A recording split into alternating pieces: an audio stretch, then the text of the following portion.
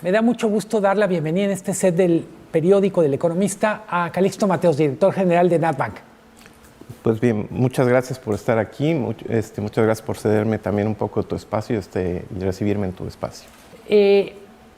Cuando hablamos de NatBank y vemos el tema de la convención bancaria, hay casi un matrimonio perfecto entre prioridades. Sí. Sustentabilidad, nearshoring, inclusión. Pues sí, porque es un banco que se crea justamente con ese mandato medioambiental, se crea cuando apenas está firmando el Tratado de Libre Comercio original, el Tratado Trilateral de Libre Comercio, y es un banco que está en la frontera, es un banco binacional además. Entonces estamos en todo este proceso de ahora que se llama nearshoring, pero que en la frontera se ha venido viviendo todos estos años. Estamos inmersos ahí, es donde trabajamos nosotros. Se dice mucho del nearshoring, como bien dices tú, ya había ocurrido y en cualquier caso hay un cambio cualitativo que viene.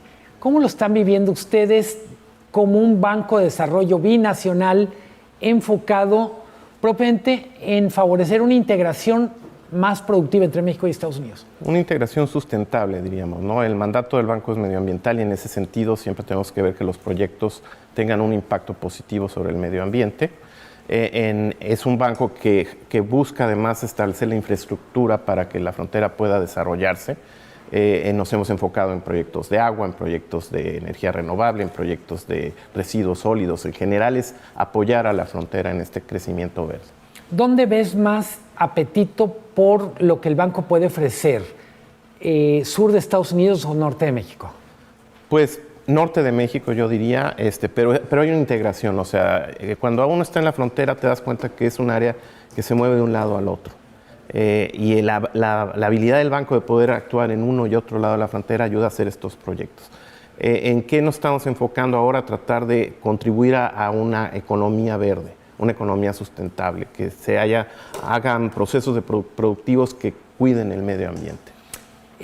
Llevas ya un rato en el banco, estás a la mitad de tu mandato propiamente, ¿no? Sí. ¿De qué proyecto estás más orgulloso de los que te ha tocado impulsar o estás impulsando?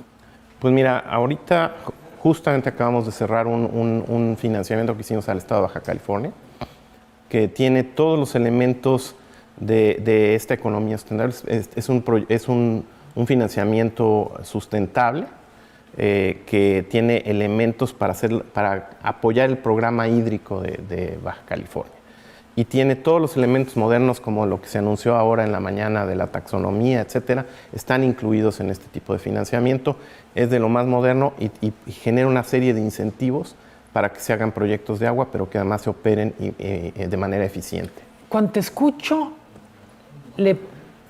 tengo la impresión, le estás poniendo un adjetivo imprescindible al nearshoring. El nearshoring tiene que ser verde, tiene que ser sustentable.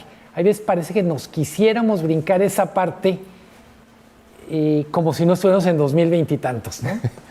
Bueno, a lo mejor para mí es más sencillo porque el mandato del banco es ese, ¿no? Pero realmente lo que hemos podido demostrar en los últimos 20 y tantos años, casi 28 años, es que es posible hacer proyectos que sean financieramente válidos o viables y que además podamos contribuir a que no se deteriore el medio ambiente o hasta mejorarlo en un momento dado. ¿Cómo ves 2023? Es un escenario, digamos, hablamos de volatilidad, de tasas más altas, pero también de más necesidad de recursos para la frontera. ¿Cómo salir adelante con este enorme reto de encarecimiento del dinero? Pues mira, ciertamente son las condiciones macroeconómicas las que imperan en un momento dado. También es una situación porque hay inflaciones, etcétera, que se toman medidas que controlan, pero también son medidas que cuando son exitosas toman poco tiempo y nosotros estamos en el largo plazo. Entonces nosotros sí vemos que hay proyectos que van a estar ahí por muchos años y que para que estén por muchos años tenemos que cuidar el medio ambiente porque es lo que puede venir a destrozar eso. ¿Cómo te va a cambiar esta nueva agenda del nearshoring tu forma de trabajar como banco, si es que te va a cambiar algo? Pues no me va a cambiar, porque ahí es donde hemos venido haciendo eso en los últimos 28 años. Entonces, va a haber más trabajo probablemente, pero no cambia la naturaleza. Y es más, nosotros estamos justamente ubicados y sabemos cómo operar en uno y en el otro lado, y eso nos da una ventaja para poder atender a más proyectos. ¿Cuántos bancos del tipo de NatBank hay en el mundo o entre México y Estados Unidos? Entre México y Estados Unidos es el único. Ahora yo pensaría que casi todos los bancos de desarrollo multilaterales ya tienen un componente medioambiental y todos están enfocados al medio ambiente. Pero como origen, como banco específico con el mandato, es el NatBank el que se podría determinar que fuimos los primeros. ¿Cuántos recursos van a ejercer en 2023 y cómo cambia respecto a lo que ejercieron en 2022? Pues mira, estamos con un objetivo de cerca de 220 millones de dólares de colocación, que se va a superar a los 120 que pudimos colocar el año pasado. Entonces sí es un incremento ambicioso, pero creemos que es posible. Más adelante, para 2024, 2025, ¿cómo estás viendo, yo diría, el funcionamiento de la frontera, la relación con el sector financiero de la frontera, de la que hablamos poco? Pues yo creo que el funcionamiento, las oportunidades está ahí, la industria, hay mucha industria, hay mucha actividad en la frontera, luego no se ve. Eso va a seguir y solamente va a incrementar porque estas oportunidades vienen y es una realidad que se está reconociendo con las decisiones que se han tomado en Estados Unidos, pero también esta realidad que México y Estados Unidos están teniendo que armar un bloque con Canadá también, ¿no? Que es un bloque muy importante, que es un bloque que nos conviene a los tres países y que se va a beneficiar a los tres países, pero la frontera pues, siempre va a ser un elemento importante porque pues, ahí es donde se intercambian las cosas, ¿no? La importancia de los gobiernos locales en tu actividad y yo diría en los resultados económicos. ¿Cuál es tu valoración? ¿Qué hace que un gobierno local pueda funcionar bien para impulsar el desarrollo?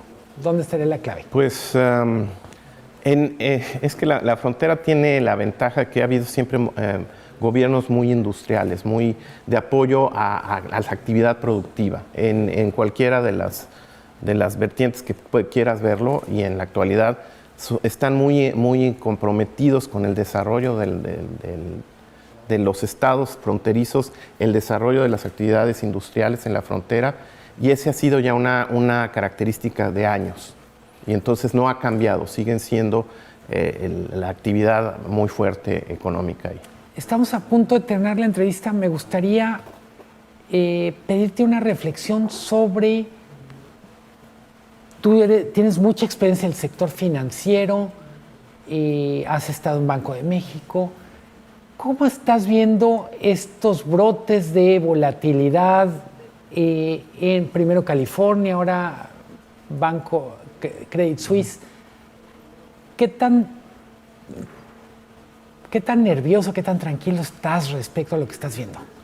Pues bueno, nunca está uno tranquilo en el sentido de que pues, quisieras que todo funcionara bien. La realidad es que a veces las cosas no funcionan, que se están tomando las medidas que yo creo que son adecuadas para controlar esto, y que tenemos autoridades y comprometidas, tanto la Reserva Federal como el Banco de México, como la Comisión Nacional Bancaria, que están muy atentos a lo que está pasando. Yo creo que México está bastante sólido en este aspecto, pero pues siempre estamos inmersos en un mercado internacional y siempre pues hay efectos que pueden generar algunos cambios en tasas y demás, pero que estamos como país adecuado a poderlo solventar. Calixto Mateos, muchísimas gracias por esta conversación con El Economista. Ustedes que nos están siguiendo en sus casas, muchísimas gracias por su atención.